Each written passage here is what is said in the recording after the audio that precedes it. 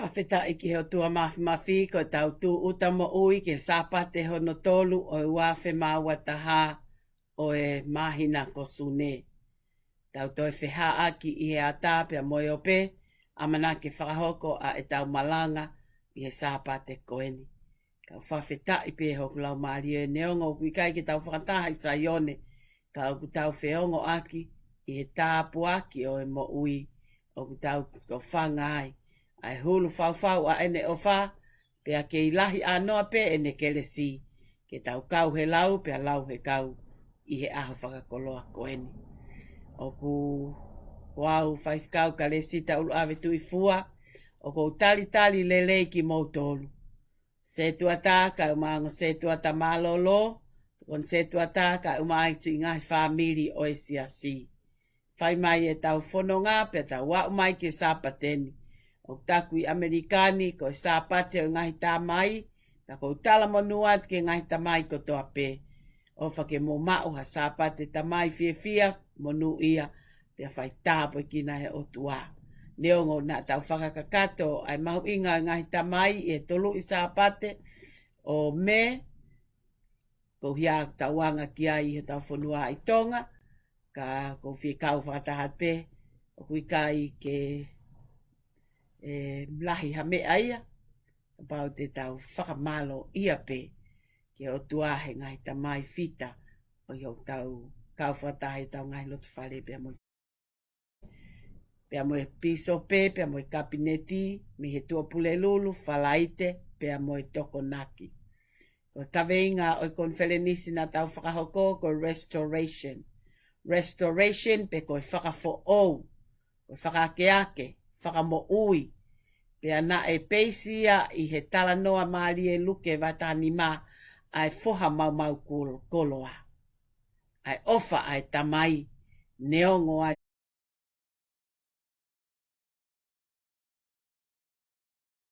pe na ne ke i kumi pe ki ai, pe aho na ane whailo aki ai mohono foha, na ane hanga o whakalanglangi i pia kai kātoanga, pia ko hia ko foha na mate ko mo ui. Ko tui o pehe ai taimi ko ia na tau whanonga mai ai pentemiki, pia ko kaweinga ia na uki ki tau tolu ki ai e piso pe i e konferenisi o tau koeni, ke tau whafo ou a e tau mo ui, pia oa na anofo e tau whakakau e tau whalala mo i tūkunga o i hala whanonga. Ko holo ai whika e COVID, pia tau ngoi tau atai na toa atu ai mask, pia mo ngahi whakatapu ko toa pene o ngau tau kei lotu pe i api. Ka o ku hoko ai ngahi hala whanonga na tau whanonga mai ai ko tau i kuna. Ko tui o ku tonu pe ke upehe ko tau hake ki uta ni he COVID tahahiwa. Kai i he ke i haolele ai turi ke wha o siasi i kai hamate i he mahakini. Kau tau ke whiongo aki e mo ui. Pea o ko whawheta i ki aki mau tolu. I he lotu pea moi loto lahi, moi loto toa. Ki tau i kuna. O i kai ngata pe i he fuhala whanonga i COVID, ka i he tau ko whakakonferenisi o wanoa wataha,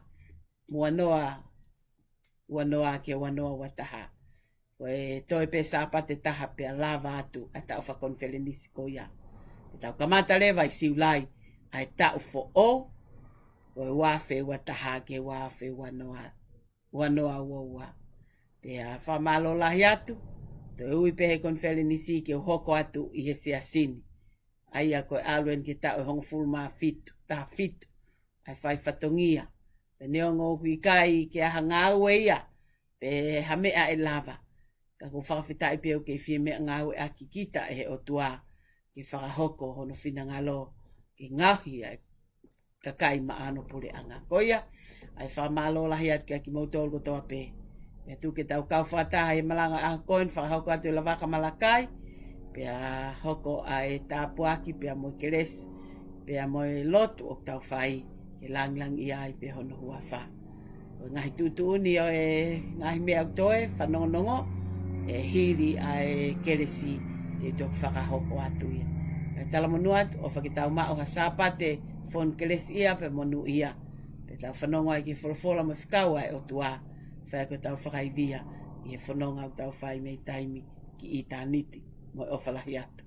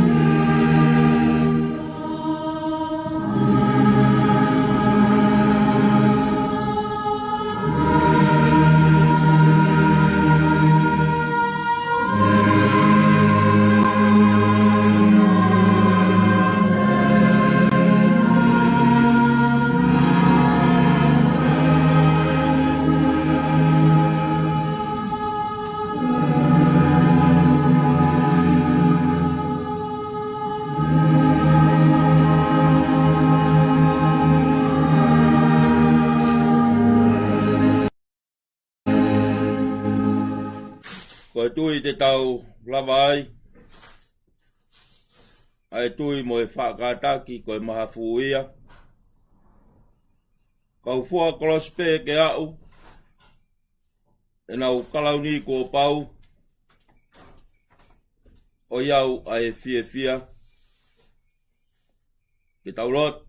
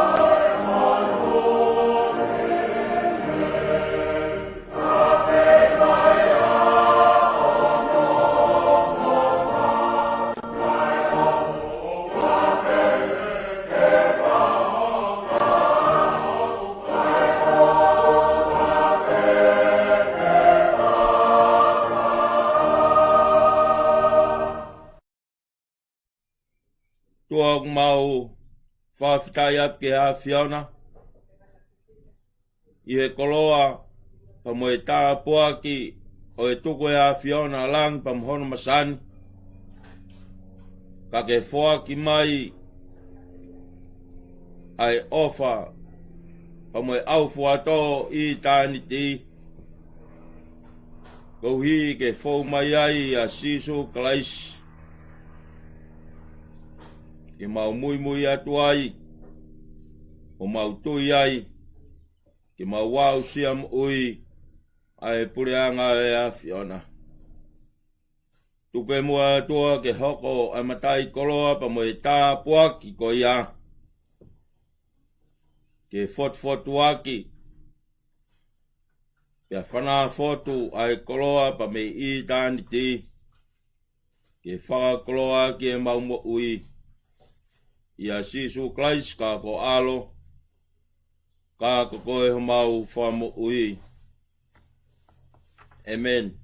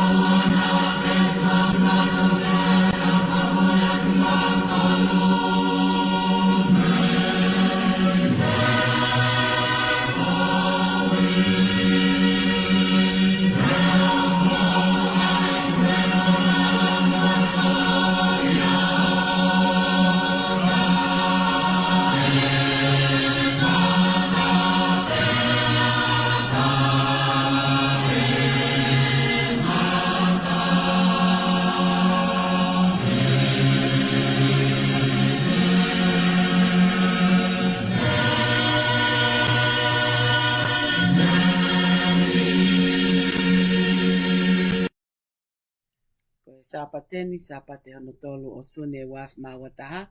Te koe kosperi ki ai, to oia me kosperi o sisu klaisi na hiki e maa ke wha o vahe te ulau me tolu ni maa ke whangu fulmataha. Ai au pehe no hiki.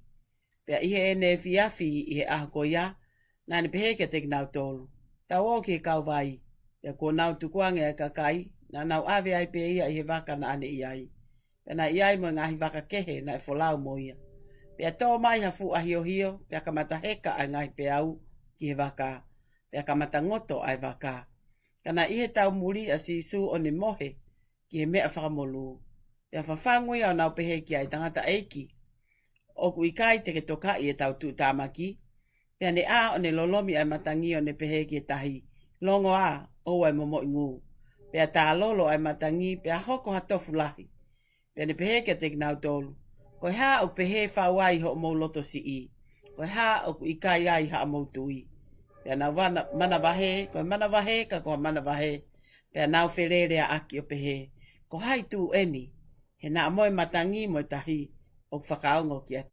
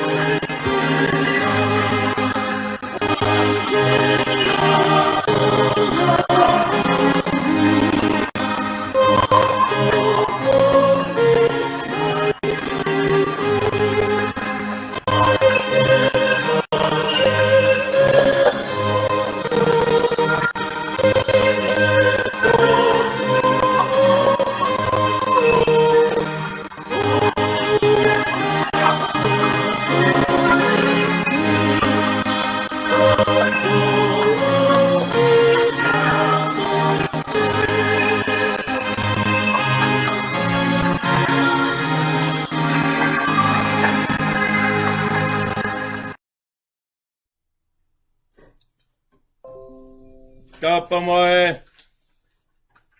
Awhia e tolu tai o toa tau latalatonga. Koe Immanuela e te tau tolu. Koe o toa i o tau latalatonga. Tapu ke a eike e tantua. Kau mai fui lupe o lato palas. Tapu atu ke a potui huo. Kau mai kau mata pure. Tapu atu ke 5 kau. Toke tā karesi tau lua toi fua. Kau mauno family. tapu atu ki e se tuata. Liam tau ia. Ka mano family. Tapu atu ki e ongo se tuata malolo.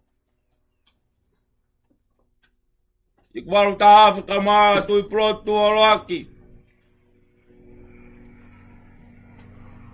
Tapu atu ki hewa e 5 kapa mitonga. Plot palu. Tapu atu ki ngai family ko tope o siasi. Ke a usia e tau whanau. E hoa tā whakakoloa koeni. O atua e whatap mawa. Ke sola pa mo e vulangi. O tau kaunga kau whataha i he ngalu pe. I he aho whakakoloa koeni. Ka koe aho o ku whamana tuai. Ai sāpate. Oi ngahi tamai. Kala mo ka pui. Kaya tāmuam oku ai whainga maari e koeni. Ke whakakoloa a hoku monu. Ko whakakoloa ia ke au e 5 kau e potunga we. Kaya tāmuam oku ai whainga maari e koeni. Ke whaipe haki malanga. I aho whakakoloa koeni. Le soni ke whai mea i ha poupou i a honi. Kau pēa pa me he cosplay na hiktohi maa ke. Wahe wha. Pa koe whango furu. Oi vesi. Ai au pehe hono whakarea. Pēane pehe kia te knau tolu. Koe hao ku pehe. Ai whau homo loto si i. Koe ha o ku ikai ai ha mou tui. Koe kawenga ke whama opo ki ai. Aki malanga no e a honi. O pehe hono whakarea. Koe tui ki a sisu. Oku i kai te toe i rifia. Pe mana wahe. Koe tui ki a sisu. Oku i kai te toe i rifia. Pe mana wahe. Tā noa e hon. Whekau e sisu e ne kaua ko. Ke na wau ki kauai. Pero tonga e nau, wholau. Kua tō ai a hio. Pea kamata. Ke hake ai pea u. Pea i kaingatai ai matangi. A ene hako. Pea kamata ngoto ai waka. He kua kamata ke hake ai pea u ki waka. Mo he pea si so he tau muri. I mea whakamolo. Nau whawhangu rewa si so. Te ke mohe koa ka tau tūtā maki. Te āhake. A si so. One lolomi. Ai matangi. Pea moe pea u. Longo. Oua e momo i ngu. Pea hanga hake. I he kaua ko. Koia. Aho tau ves malanga ia honi. O ne rea kia te kinau tolu. Peane pehe kia te kinau tolu. Koi hao ku pehe ai fau. Homo ulata si i. Koi hao ku i kai ai. Hao mou tui. Tau pe tolu. Ai ngau e a siso. I kareri. Kia mo Jerusalema. Pea koe tau mua o hoko mai a siso. Ura koe whai ako. Ua koe whai mo i mahaki. Pea koe tolu. Koe ne ngahi malanga. Kana ne ui pe ne kaua ko. Kana mui mui pe ia siso. Ka koe mui mui ia siso. Ko ia ai whare a ko. I kareri. I Jerusalema. Pe au ke tā noa ia honi. Nau whanonga. I he tahi kāreri. Ko nau aru ke he kauwai e taha. Ke hoko atu ai. Ai whatongia. Nai hoko mai ai a siso. Ke whakahai a whinangalo e otua. Kia maake. Koe ngau e a siso a ku tāpe molaka. Osi pe ha ngahi ngau e mana. Pe malanga pe whamo ui mahaki. Iha wheito. Loto a siso ke hiki kia wheito whao. Pea koe a honi. O ku hoko ai nau whanonga he tahi kāreri. Koe koloa ia pa moe tāpu aki. Ko whai ai ano whakahino hino. E sisu ki hene kaua ko. Ko ia o ku pure ki he matangi. Ko ia o ku pure ki he tahi. Pea i kainga tahi. Fo i rea pe taha. Neongo. Ai peu taane. Ka moe tō taku taku. Ai matangi oi ahio hio. Ka koe rea nai whai e sisu. Longo. Oua e momo i ngu. Koe tofu atu. Ka koha tofu. Koe whakalongo longo atu. Ka koha whakalongo longo. Ai pe au. Moe matangi. Pea ku mahino i he taha noa e a honi. Ko sisu. Ai whakatupu. Me aia nai manawahea e kauako. Urak. Koe manawahe ki he mate. Ua. Manawahe ki he peau. Tolu. Manawahe ki he matangi. Koe kātoa. Oe tolu. Oe meana nau hirifia ki ai. Ko sisu. O kune pure i. Pea koe whehui e ua u tokanga ki ai a sisu i a honi.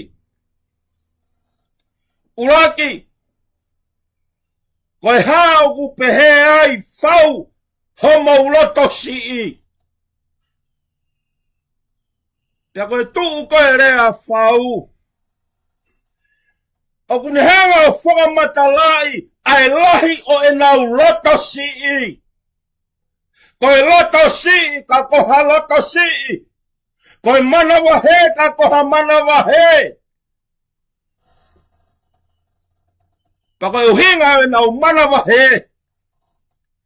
Koe nau falala ki ho nau kita. Koe nau falala ki ho nau poto. Moho nau mawhai. He kui kai soa. Ai ki potu tahi koe ni. Ki he kaua ko. He koe ki potu tahi eni. O ku whai e nau tau kai. Koe ki potu tahi eni o ku nau ilo ai. Ai tahi pa mahono ika. Ka koe ahoni. Ke heia. Asi ho nau poto. Pea i kangatai ko nau hua mariu. Pea ko nau whaka hua e waka. Pea ko kamata ke ngoto ai waka i he hake ai pea au. Ka koe uhi. Koe nau falala ki ho nau kita. Falala ki ho nau poto. Falala ki ho nau mawhai. He koe rea whehanga hangai. Koe loto si i, koe loto toa. Koe mafi. Koe vuni waru. Ka koe hui, koe nau falala ki a teki nau tolo. Mea ia ku nau wirifi ai. Mea ia ku nau manawa si i ai. I whanonga ku nau whai. Ko ki potahi kāreri o ki kai ko potahi la. He ku whakafuafua hono loloa ki he maire e taha tolu nai. Ko hono mau kupu o ku whakafuafua ki he maire e fit. He ku te sio pe me tawhaaki whanua koe ki he tawhaaki whanua koe. Ka koe taimi o ku tōtaku taku ai ai matangi hahake. O kune hango ta aki hake ai tahipa moe vai. Pea ku hange ai tahi no ngā. Hange ha tahi tuariko a hono peau. Mohono maa alunga. Pea i kangatai a hono mamafa. O mau tāma ki ai. Ai fulau koen. Koe mea maari e. Ai mohe pe a sisu. I mui o orunga ke mea whamolu. Ke whamahino ke he kaua ko. O kui kai koe pe au. Moi matangi ke whai kei hairifia. Ka kua paupe ke whai e mohe nonga. Aki nau tolu o whalala ki he o tua.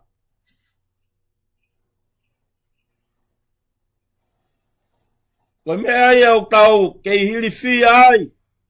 Mea ia o tau ke manawahe ai ki he mate. Koe te kai ke whapapaui a sisu kalais i he mo'ui. Kia koe mea ia o ku tātai koe e te mo'ui. Te waku e whala. O ku te tuu o takai holo. Te sio ki he koloa. Moe mea o ku taka hotoloto. He te mate. Ka te māwae mo e te koloa. Kia sisu. Owa manawahe. Owa irifia. Pea koe mea aia. Nai mo ua e taua isleri. he whepaki pa mo Fristia, he na iae kaimerie o Fristia ko kolayat. Koe ai, ene maa o lunga mhono fula. Tamo ene mea tau, mohono teunga, mohono pa. Na uhiri fia. Kai peha taha o kuhiri fia, o ku tete hono kakano, tete mohono loto. Pea ku hange peia harimu tui au. Mare eiki he taimi au whepare kinai, he tahi, he hua moi mama. Kai tā runga moi aluatu, a te vita koe whekau hene tamai e ses, ke awa kai hono whangatau ke te. Aluatu a te vita, na wiri fia mo tete.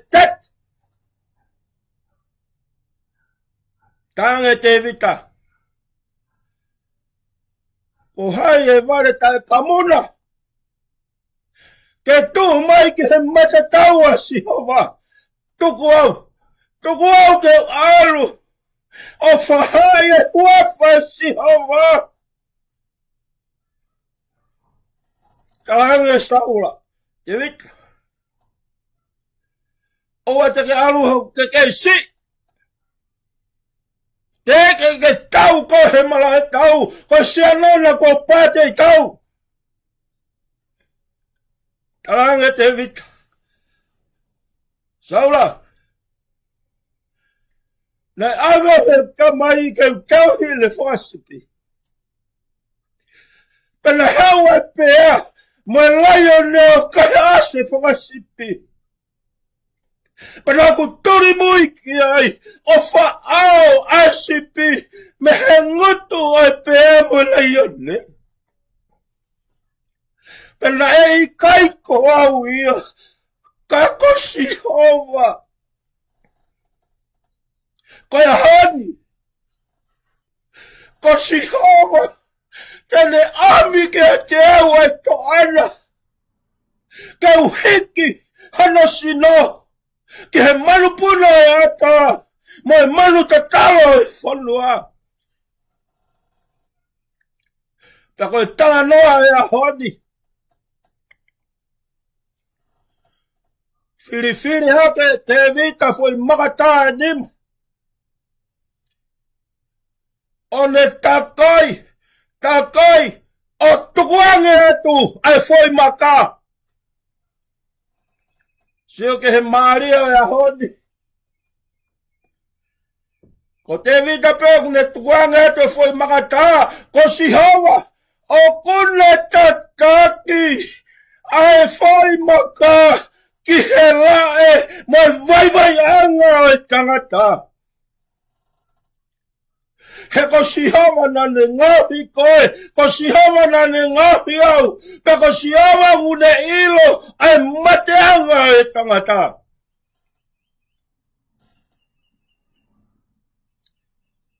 Kono makata i pehei, hataha, kai pe koe lavea, pea i kai ngatai. Mai bena aha ki mamuru hono. Fotu ngā hu whangahe whakatapo. Kako si hawa. O ku tauhera e. Pe aru ki loto ki he utau hu whangahe whakatapo. E whakaaluma ia na e whai. E kolaiate ki a te vita. Ko hau mo toko. Me he tā mo pā. Ka kou aluatu. Mo hua whaho si hawa.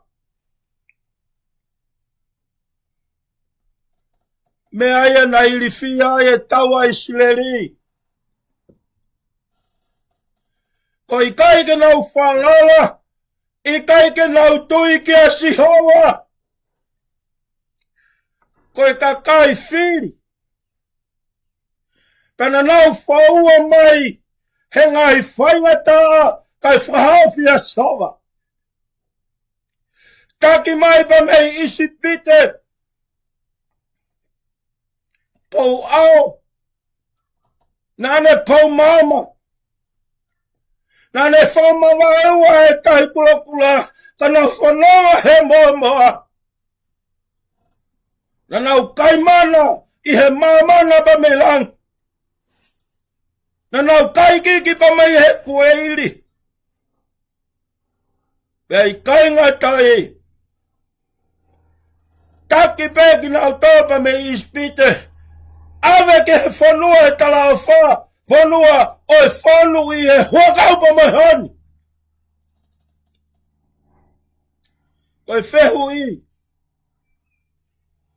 Koe haa ko nau toi iri fia i. Koe winga iri fia. Koe hiki ai tui. Ta moe whalala pe mea sihawa. O ai e nau tui. Pe ai moe nau whalala. Iho nau ki tā moho nau poto. Ka koe keres pa moe tā poake o ahoni. Moe whai no hino ko whai e siso. Koe haa ko pehe whauai. Amo uloto sii. Tahe tā noa maarie.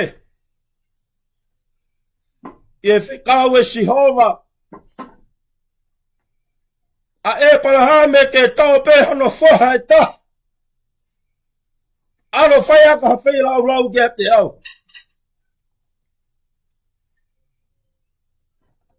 Lai e whakau hinga. Ange ko tae ofa sihova. I e whikau kone whai. Ka kohi o te si e sihova e palahame.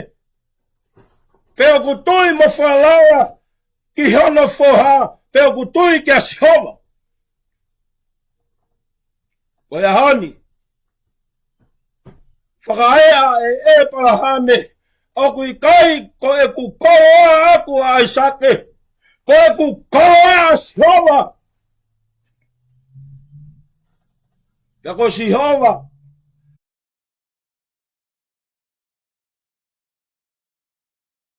Oha koen.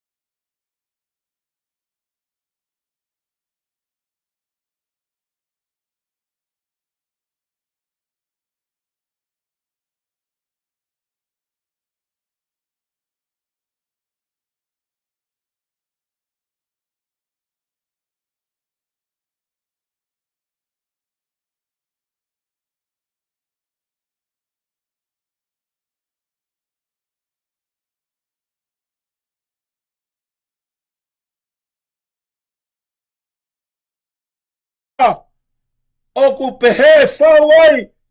Aho mau loto si i. Mohe petro taha. Oku ne purei ai matangi. Purei moe tahi.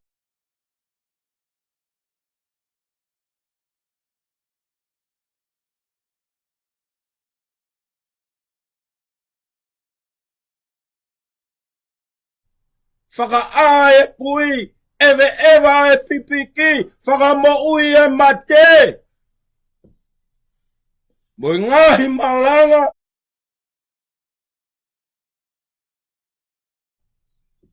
Moe ngahi whai ako asiso.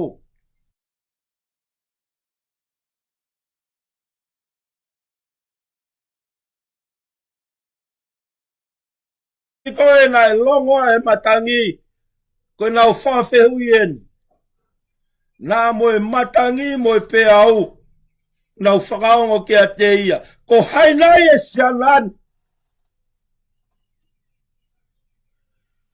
Koe koloi apa moe tāpua ke a honi, ko te ui e sisu, pe whaino hito e sisu, ki he ne kaua ko i he kahi kāreni. O kuiai pērea o seni, whawhai e kau e ki waka mo e kau waka, koe popoto mo manu whekai. Pea kui kai koe iai hata kau kei o seni, e taimi o ku tō ai hamatangi. Pea koha ahio hio. Ka kia hon, hanga e sisu o whakahino hino ki he kaua ko. Koe au pure ke matangi, koe au pure ke he tahi, pea taimi ka tau. Koe au whangongo ke ae mea hono katoa pe.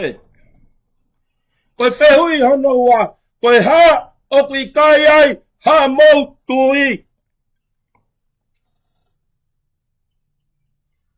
Ka noa koe kia tani e la. Nei whaka au kai e whangalai o ne. Ko hui ke nau fie kaia, kai ri atu a tani e la. Ka koe taimi koe nai ri fwai a tani e la, nai mau e ngutu o whangalai o ne. I he koloa pa mo e tāpuaki, oi mafi o e otua. He kune hanga e he otua, o tāpuni e ngutu e lai o ne. Kai hao e takai, o kutui ma whalala, mo maoni oni i he otua. E whea sitareki. Me sake ka maa apten ko. Taimi koe na e ri e ki nau tolu e a fi, kai ke lava he a fi o keita ki nau tolu. Toi sio ato a Nebukanesa ia, toko wha ai lue holo i loto, i he whoni se a fi. Seso na uti, ka mai ka whanongo, Oku mui, pe pare tua, pe kuia te koe a si hova. Ke whai ho whaha o fi, i he aho e whai ngata a.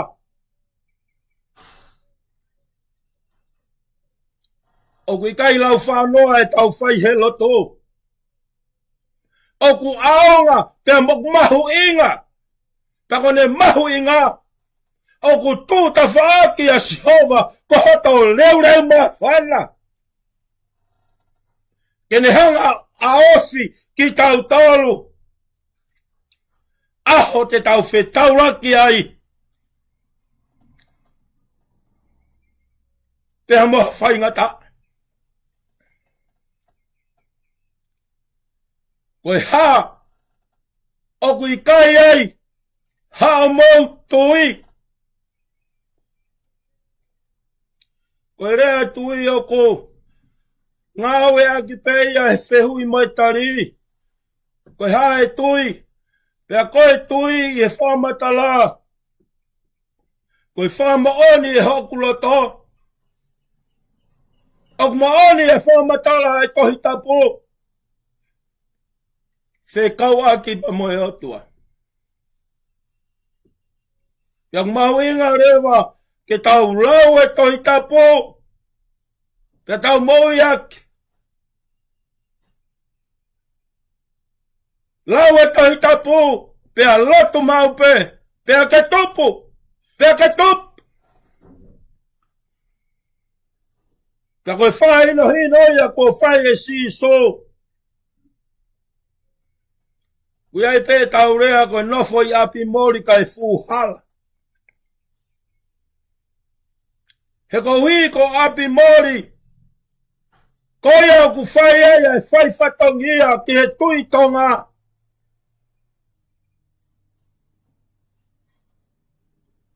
Na ku kina tolo nofo i api mori. O kuna usia pe he whatongia. Paneango o kai ke nau whatongia. Ka te nau pato pe he nau sio. I he a pa moe po. I he nau nofo i api mori. Ko hui koe ngai whai whatongia ai ngai a. Ki ene hawhia. Koe ahoni. Ko nofo pe kaua koi api mori kei fuhara pe. He ka hui koe api mori koe ni. Koe wha mui mui i a siso.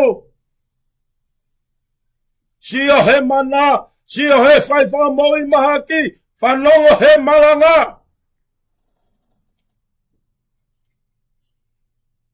Ka ku whenga pe a siso. Ke puke pe ai kaua ko. Neongo e nau tae toe. Ke whai ono tuki mono nofo ki nau tolu. I e koloa. Pe mo e tāmpoa ki e hon. Io. Koe ha oku i kai ai. Ha mau tui. Os mai no pe he tala noa e honi. Hala ango. Ha mei tui e ta. Te hange koe whai no hino a siso.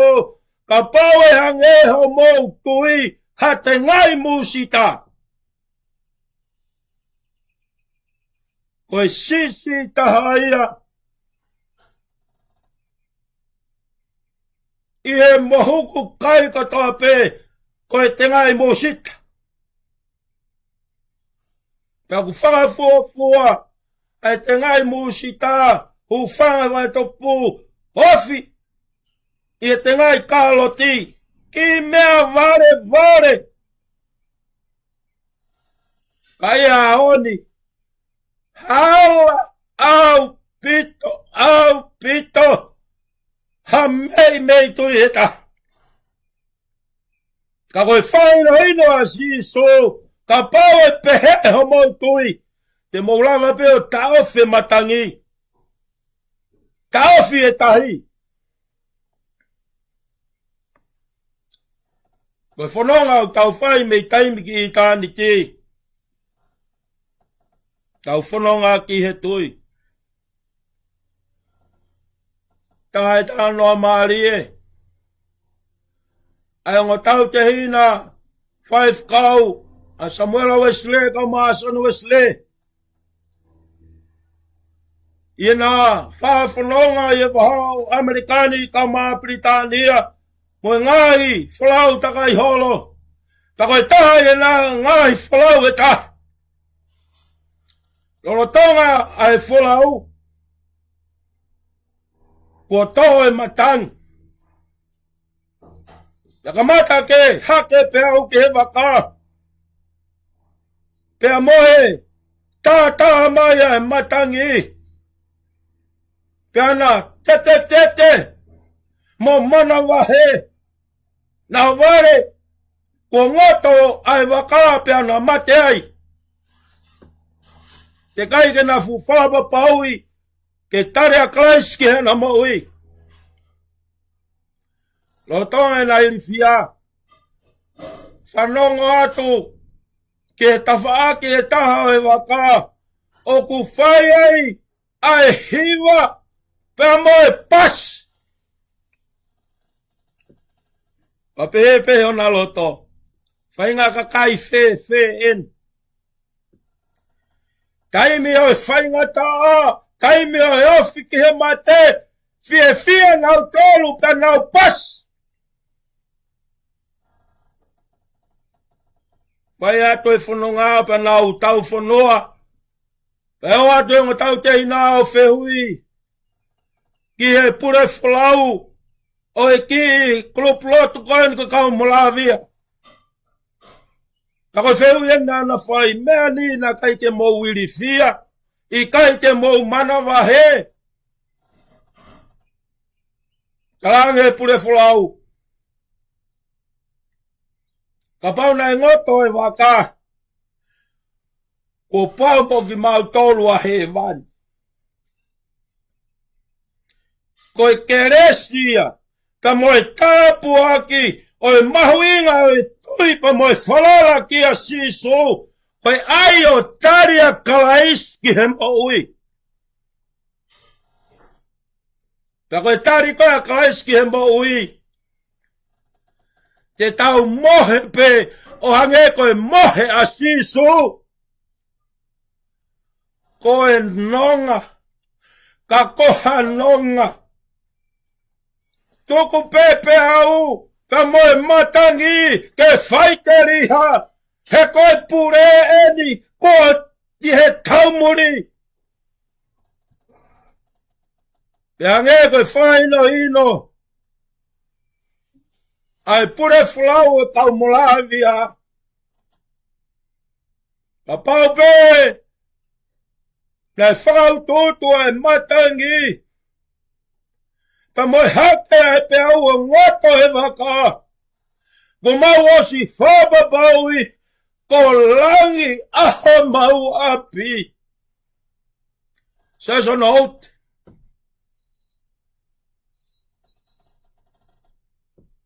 Ka maak mo to whanonga mai he ngalua pe. Pea koe tari eni. Ai pure fulau. Peheange mai. Na e afe ho mau ere lo. Ke mau hiva ki mua. Ai alafa kua whai ma ki mau talu he atua. Pea tau pe eiki ho maungo toni. Ai beke fuma whaa. Ke mau lawa hono hake aki. Asia fuhuaf. Koe huafa o siso. Koe huafa o whai whakamoui. Koe huafa o siso. O kulongo e matangi. Pea moi pea au. Pe koe huafa o siso. O kumohe nonga pe. He taumuri. I he ua wanga. Oi whainga taa. Pa moe pe au. Pa moe matangi. Ko taimi koe te tau taria ia siso klaisi. Ke he tau maui. Koe family nonga. Koe family fia. Koe kala feo fofan. Pa koe whaka amui a siso ia ahoni.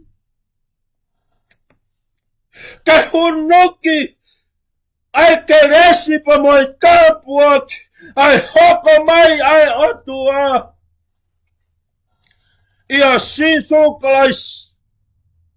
Ka kuma ani pēhe puna ke, koe awhiwhio kua li o, kua osi mai a langi, he ene awha gie te koe moau. Ke pekio he funga kolos. Kai oetu e whainga maari, kia te koe moho family. Ke maui, ke tui, pia ke whalola. Kia siso kalais. Koe ahoni. Koe whakako alai ko ome siso e ahoni. Whakataha mo whama opo. Ai malango e hako eni. Koe tui kia siso o kui kai tete toi hiri fia. Be manawa he. E ko sisu o kupure ki he mate. Ko sisu o kupure ki he maui. Pe ko sisu ko whaumai whai toka. Pe toi tu me he mate. Ke whaumai no ki he mate. Mo popo mo auha. Ko sisu o kupure.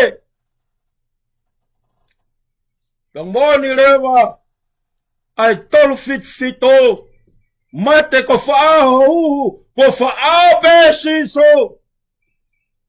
Pea koe tolanga pa moe tāpua ke honi. I longa aia kone taria siso Christ kia ne maui. Ne awa kone pekia kate ne maui pe.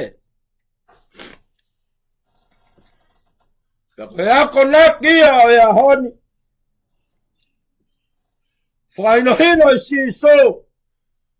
O manawahe ki e tahi, o manawahe ki e peau. Mo manawahe mai ki e te au.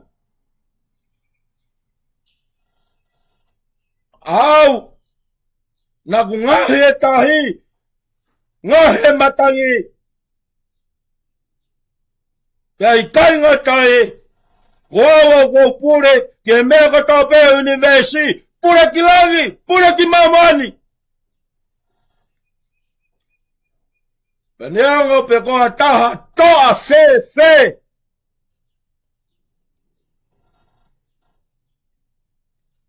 E mea ngau ea ki koe o tua. O e ka wasi ki ke nani, pe koe kolo fe. Ka waa ke repi mo siwa. Pe ko fe koe nau foki mai. Ia e kau lotosi, ia e kau manawahe. Pea iai mo kau loto vei wa pa moe tala ke he. Na wo mai mo fuongo kovi. Koe whanua mau ta whea he hua kau mo honi. Kai mau ko hono kakai. Hangai fusea ni ti. He kai te tau malawa ia e tau tolu.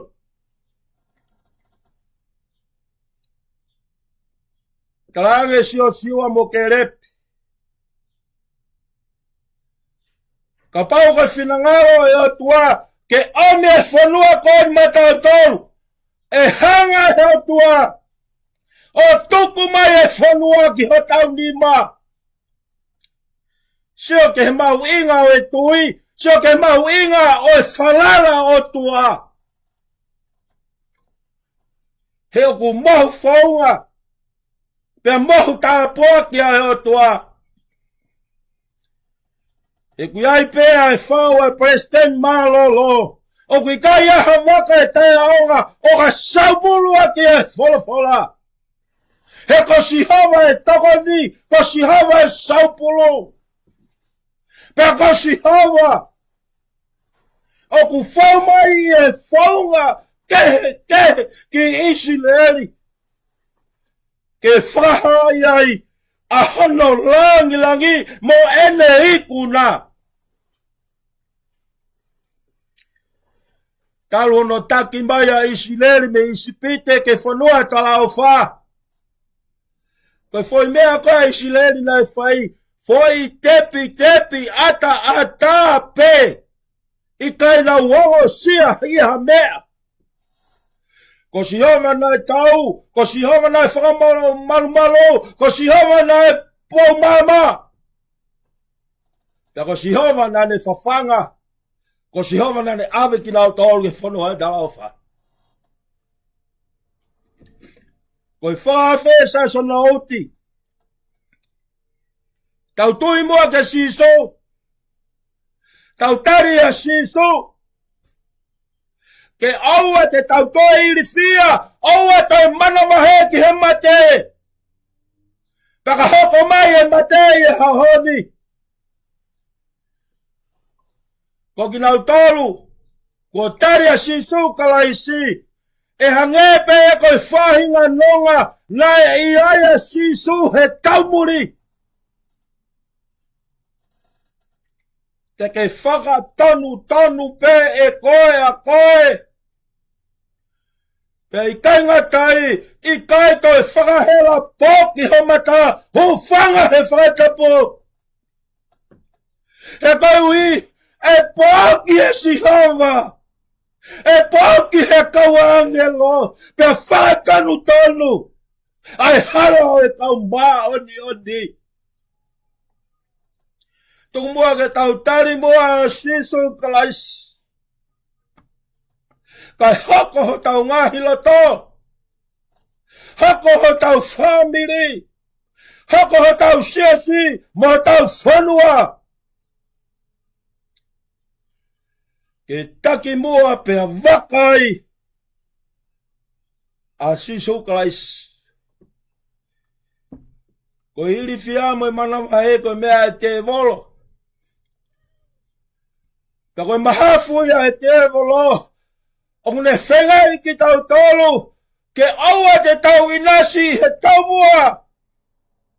Koe pureanga e atua. Kai toho mai ki tau tolu. Me pureanga e atua. Ki e pureanga. O ku taka teu e he te volo. Koe whawhea honi. Aua te mana wahe. Aua te ili fia. Tari moa a siso ki hao maui. Kai more a ili fia. More pa moe mana wahe. Pea i kai ngatai. Teu atu. A tau loto mo tau lau maari e. Ki tau nasi e pureanga e atua. Pea ne pehe ki ati nau tolu. Koe hao ku pehe ai. Fau homo lota si. Koe hao ku i kai ai hamo tui. Koe tui ki a siso. O ki kai te toi li fia. Pe mana wahe. Amen.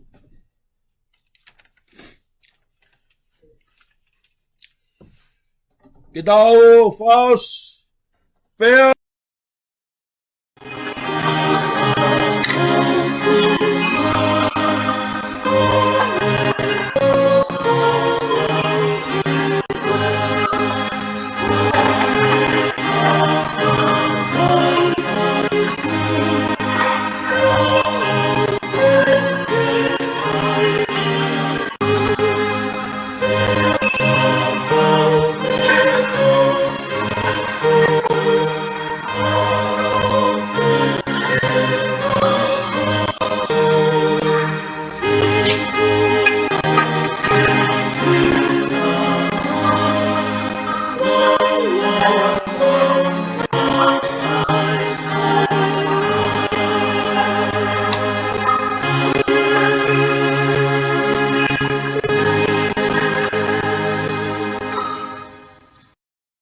Gospel sisu klaisi na hiki e maa ke wha o vahe. Ke tau lotu. O tua mawhiko mau tamai whahe mane ai a Fiona. Mau fia mau peke mau whanongoa ho folofola. Te whai ai mau lotu mo mau huu ke a Fiona he ko koe peho mau o tua. Aho koe ni whai hono talaki me mo unga e ho se vani ti. Ke oa te mau wiri fia pe te oa te mau mana vahe. Ka koe taimi lahi o mau hange pe koe kaua ko. Mau mui pe ki a te koe, pia mau whanongoa ho folofola mo ngahi malanga. Ka koe taimi o kuto mai ai ai matangi pia hake ai pe au yo mau ngahi loto whare. Ka uma ai hoko mai ai po uri o ne hanga o kāpui e mau mo ui. Pia hange o kui kai ke mau ilo ai a Fiona a fio peho mau loto ngā. Ka mau mana wahe pia mau wiri fia. Ka whakawhetai o ku ke toka pe i waka. Mau kore whakamole atu i he si e mau tui. I he si e mau whai ai lotu. I he mau mana wahe mo e mau loto si i koe whakailonga e kakai o e ta e tui o tua. Ka nā ke folofola ke hifo ho alo ki mamani ke whakamahino. Koe o tua o ku ofa pe a o mai ke hifo ho alo pe kia ka mau mo ui ai. Pe moni pe ai lawa e Gospeli. Ne uhau ki mamani. Ke whaki ma ki mo tolu hai mo ui. Pea ke mau mau o lahi au pito. Pea nā ke whakahai ai he kolosi ho folofola kua osi kua lava. Koe whakahai o kakato, koe whakahai o i kuna, koe whakahai kua lava lere ai ngāwe ma onga onga na e hifo ai ho alo ki mamani. Pea koe ne osi, pea moi lava ko ia. Kua whakatau ataina ki mau tolu. Me ngahi mamahi mo ngahi whainga taa. Iyo, pea moi mate tainga taa. Mau kore pe o tua ko hia. Ko yanga e mau whanonga pe mo e mau mo ui. Ke mau loto lahi pe mau loto toa pe hifo lau maari e maa oni o nofo ia i e tek mau tolu. Ke whakamanatu pe whakatoutou whakamanatu. O ku ia teki mau tolu ai a Fiona i he lau maari e o tākaua. Tuku moa e o tua ke toi whakafoki e mau tui. Ki he ahana mau ngo ia ia e lave maa whana mai ia e lau maari e maa oni. Pea fuaki atoa e mau mo ui ke pule pe ke whai tutu uni. Pea whai ai e mau COVID-19 te ke mau tauhi a Fiona. Pea mau nofo i he whale o siho vāo lau kuonga pea tai ngata. Ko uki a ho savani ti he a koeni. Ke oa hange e mau tui o ku si i pea mo vai. Pea oa hange e mau tui halimu tuu iau. Kai tu ke hoko e mau tui o hange haki te ngai musika pea tupule kina o au atu ki a feitu kotoa pe mamani koeni o mau matu waki pea mau lava noa pe e whakawhepaki ai whiri pea tu mau e mau tui a sisu kalaisi. Hangai fufonga mai e o tua tongi ai folofola pea mo e ako naki ko whakahoko i ho se vani tiki o mau loto mo mau lau maari e. Toi whafo oa e mau tui mo e mau tauki ke a Fiona. Pea tuku e o tua ke hoko ho folofola. Ko e whakaloto lahia. Pea ko ha mama ke tuhulu e mau whanonga. Whai tāpu e kina e folofola e a koeni. Tuke au ngai e ke tangata e se tua tāngo se tua ta malolo. Pea moe ngai whamili o e siasi. Tuke nau ke i mau iwi mau ke res whai ho whina ngalo loto lahi loto toa oa na mana wahe. He wikai ha mea ia e ta e malava e he a Fiona. E ki mahanga ki nau tolu whaingata ia whasino. Mau whiwhia ko si ata ui neta hafi mei whale maha ki whai pia whakake ake i api. Ala mai honi mamafi mawhi whakai via whanonga pe whawhia maarie. Pe whai tāpu e kina se tuata malolo ka umahono whale. Si tui pulo tu holo ak pe maa moe whanau. Maha pai ki a Fiona whai melangina hana whai tāpu e kina pe whamonu ia. Mahanga ko hia ko se tuata mohono whamili pe moe toenga o ngai whamili o e siasi. Kai pe uri puri ha mea i he a Fio mai a Fiona ka mau te kaki atu pe ke whai melangina hona whai tāpu e kina pe whamonu ia. Ma whawhitai koeni ko mawai hos whaniti pe moe flofola mo malanga e aha koeni. Whawhitai he teu, whawhitai he koloa mo keresi. Nane inasi ai pe mau kau whataha i he aha koeni. Ma hapai at pe o tua pe moe tali ui ki o ngā we. Ke whai tāpu e kina ia loto lahi loto toa oa na mana wahe. Pea tuka ai ahau hoko mai a ui ai a Fiona ke hoko ne mo ui o alu ki mamane o malanga i a kosperi. Tuke pehepe e ne whai manawa kawa mo loto lahi o malanga i a kosperi he ilo. Na liliwa i ka ngahi mo ui ki he pule anga e a Fiona. Whai tāpu i kina lavaka ka umamere ane mo hona whare. Whakai me lungina ngahi whakaam kotoa peo na loto mo na lau maalie. Pea tu e na whalalai e te koe ato na Isihova o lau kuonga pea ta ingata. Hangai whakamai o tua. Toinga ngai whatongia ai aha koeni. Si ngai tamai o mau whakamanatu i Amerikani. Tuke nau kei tu mau he tui mo whalala ki a Fiona pe whai tāpu kina ngai whamili ko toa peo i siasi. Pe tuke whai melangina ha mau whai tāpu kina pe whakamunu i ai. Hangai whakamai ai o tua lotu ku hake atu. Whaki atu ia whataha mau mo ui. I hua whapetaho alo ka sisu kalaisi. Kako mau whamo ui. Amen. Ko eklesia e ki ko sisu kalaisi. O whalahea toa ko tamai. Pa moe whio he lau maari e mahane ane. O whaua whae tek mau talone. O whai peha tai ngata. Amen. Mua pea tau toki mawai. E aho ni ko tomo atu ko hawhakamalo ki o tua mafi ko tau hi. Ofa pea moe tāpu aki. Ko whai ki he tau mo ui. Pea mo ngai whamiri o siasi ki tau au mai he sapa te hono tolu o e mahina whakaosi o tau whakonfereni skoeni o wanoa ki he wanoa wataha.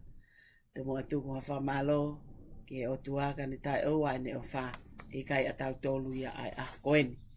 Whamalo hono wa, whamalo lahiat ki tangata malanga ai a koeni. La waka malakai i he teu pe mo e whalaulau loto i he wholofola. O tawhi mai ai ke resi pia moe lau maarie, pia pehe ki whikau ko tuku mai, ke ewa te tau mana wahe, pia owa te tau wirifia. O taimi koeni tau hala sio pe ke hala whanonga, ne on kua holo, ai whikau ki nau tolu whaingata ia he COVID, kau ki kai ke matawale a ia mate, Pea ui kai ke nofono o no ai a se tane pea mo whiri. Pea ulahi hono ngai whakawhea hatu ngia. Pe taimi ni tau tō no ai tau mana wahe pe tau iri fia. Au hoko ai wholofola pe mo uki o tāmai o eiki o aha koeni. Ki tau loto toa ke ngāri koe kakai o tui whalala ke o tua. Pe au tau mui ki a te iau ta e toi vei iua. Koe e whamalo lahi ati la waka, koe pou pe mo tau la loto. Pe pehe ke malanga wha eiki o aha koeni. Pe Happy Father's Day ato pe ki mo tolu ni o nai lava i me. I ho tau ki whanua i tonga. Ka koe sapate ni whamanato e ngai tamai Amerikani. Pe koe tala monua at se tuata, ang se tuata malolo, wakalahi, William Finau, ni wafe tui halamaka. Pe pehe ke ngai tamai ko toa pe o si ofa ke mo mao. Ha sapate tamai monu ia pe mo keles ia.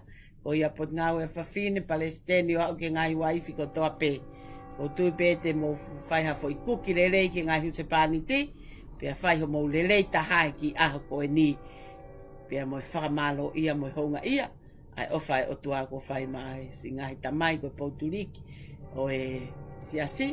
Ka koe uru ia e family. Pe mo ofa lahi atu. Ke pehe pe tak whanonga o tua ke mo tol se tuata mo ngai tamai. Ka pot ngoweni. Ke au ki tau kahau. Tau ke i kau whatape i he mo ui. Pe mo whiwhia ki whawhitai i he o tua. O ku whamalo lahi atu ki whelotu aku mo whihu whia aki. Lawa ngai whatongia mo ngā ui ko toa pe ko tau situ a me iai. Tau au mai eni ke whaka o singa o i tau whakonwhelenisi wanoa wat noa ke wanoa wataha.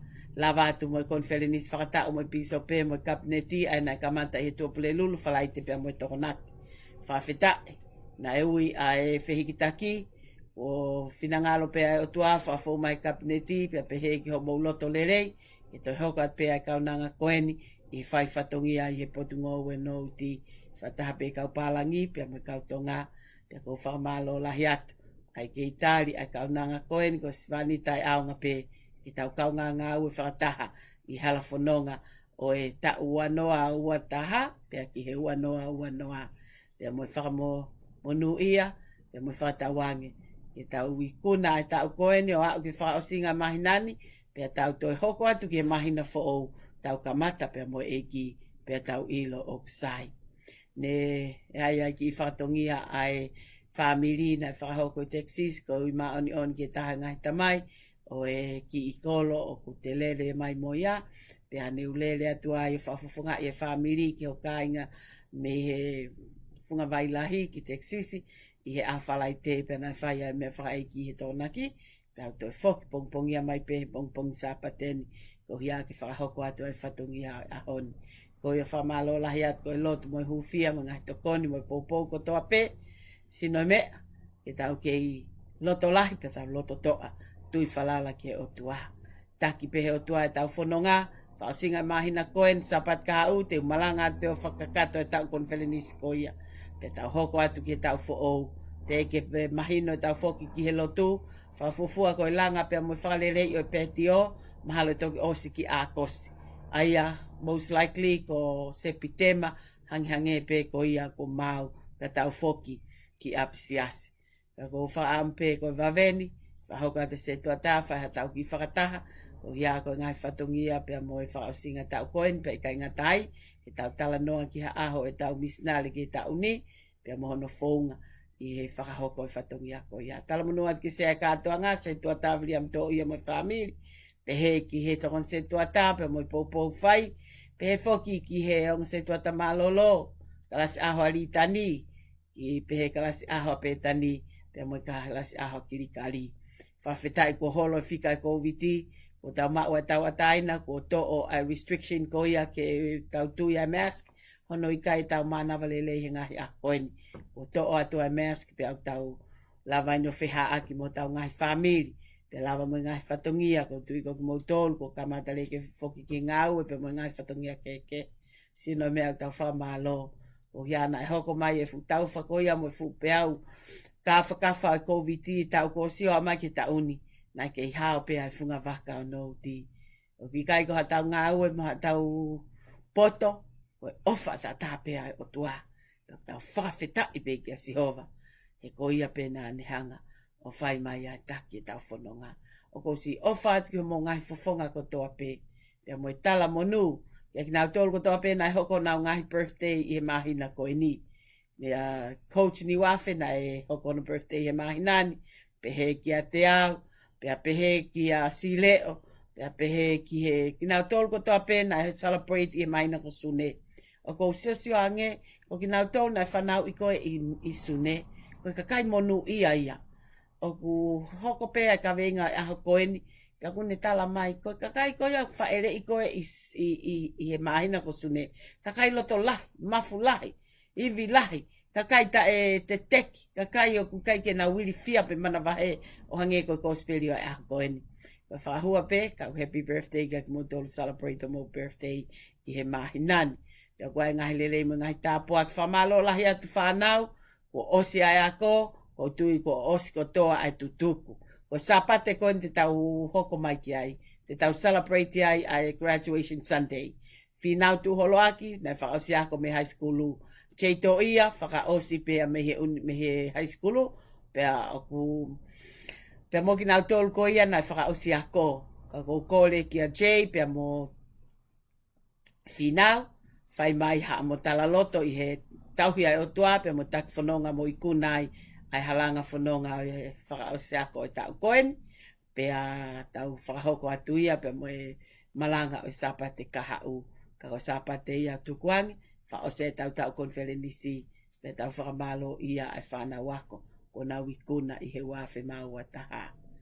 Ko ia ai ngai mea aku whai kia ia tokaka, pea mo e ofalahiat kia ki mautolu, a mea aku motokanga kiai, ki whainga maari e pē se wānita e aonga koeni, hangahi mea ke toko ni neo ngau kai ki tau whisio whaki, ka ko atape ki hataha o whi mau hataimi ke whai ai hapo talanoa, pe ko hawhehu i pe ko hangahi mea o tokanga ki ai holoto. Tala monu atu ki he kau whai whikau kotoa pe o whai whihikutaki e wā whi wataha kamata i he mahina ko siulai, pe pehe ki ngai whihikutaki kotoa pe. Iyo, o lea whaos pe a sione Wesley pe ane hiki atu. O tonga ne kei toka, e tātai i a taimi. O lea nani whai ki ono whamiri, na nau tu takai pe i he mohenga i mamahi, e ane toki hiki.